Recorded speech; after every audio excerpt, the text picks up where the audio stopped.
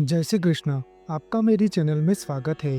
आज हम बात करेंगे दशामा का व्रत कब से शुरू होता है, दशामा व्रत की पूजा विधि और महात्म्य क्या है, इसके बारे में संपूर्ण माहिती प्रदान करूंगा। दशामा का व्रत माता पार्वती को समर्पित है, क्योंकि माता पार्वती ही दशामा का स्वरूप है।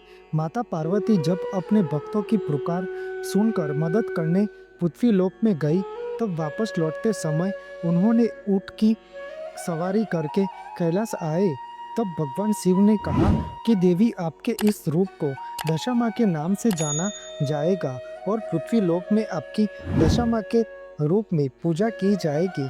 मान्यता है कि जिस मनुष्य की दशा सही नहीं चल रही होती है और बने बनाए काम भी अटक जाते हैं, अगर वह दशामा की पूजा अर्चना और व्रत करे तो उनकी दशा ठीक होने लगती है और सभी काम बनने लग जाते हैं और दरिद्रता का अंत होता है। दशामा व्रत गुजरात में बहुत ही धूमधाम के साथ मनाया जाता है। दशामा व्रत की शुरुआत गुजराती कैलेंडर के अनुसार श्रावण महीने के पहले दिन से होती है। कई लोग यह व्रत श्रावण अमावस्या से भी करते हैं।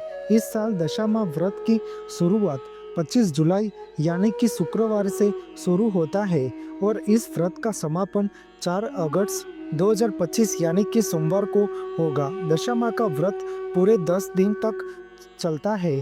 दशामा का दूसरा नाम मोमई माता है। भक्त इस त्यौहार को दशमी नौ नौरता देवी की नवरात्रि भी कहते हैं। यह अनुष्ठान समृद्धि और सौभाग्य की कामना के लिए किया जाता है। दशामा का आशीर्वाद पाने के लिए विधिवत पूजा की जाती है और उनसे सुख, शांति और परिवार की रक्षा के लिए कामना की जाती है।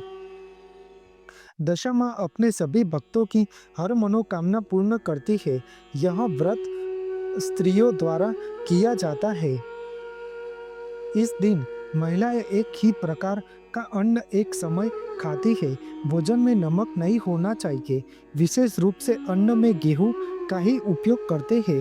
भाविक भक्तगण श्रावण कृष्ण पक्ष की अमावस्या तिथि में दशामा का व्रत और पूजा विधि करते हैं और 10 दिन तक मिट्टी से बनी दशामा की मूर्ति को घर में स्थापित करते हैं।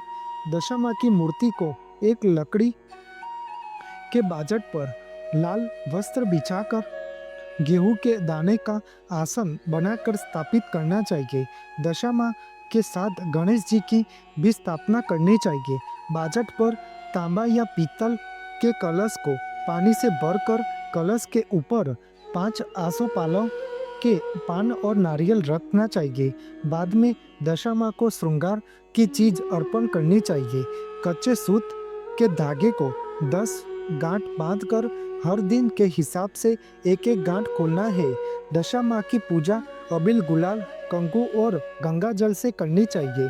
दशामा की पूजा धूप, दीप और 7 पवित्र मन से सुबह और शाम पूजा, आरती और प्रसाद का भोग लगाते हैं। दशामा व्रत की कथा का श्रवण सुबह ही करना चाहिए। अंतिम 10वें दिन दशामा को चूरमा का प्रसाद का भोग लगाया जाता है।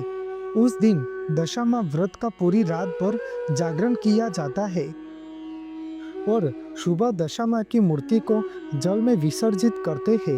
यह व्रत कोई 5 साल, कोई 10 साल तक करता है।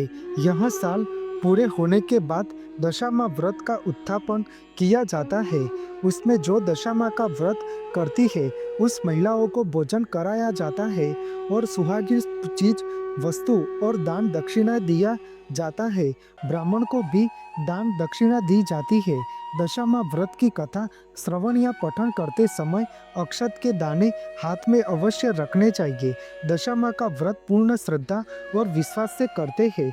दशामा की कृपा से परिवार में सुख, समृद्धि, शांति, सौभाग्य और धन संपत्ति बनी रहती है। ग्रंथों के अनुसार यह व्रत करने से सभी तरह की परेशानियों से बचा जा सकता है। यह व्रत करने से दशामा की कृपा दृष्टि सदैव के लिए बनी रहती है। बोलो दशा माता की जय। आपको मेरी यह माहिती अच्छी लगी हो तो मेरे चैनल को लाइक, शेयर, कमेंट, सब्सक्राइब करें और बेल आइकन को दबाना ना भूलें। जय स्वामीनारायण।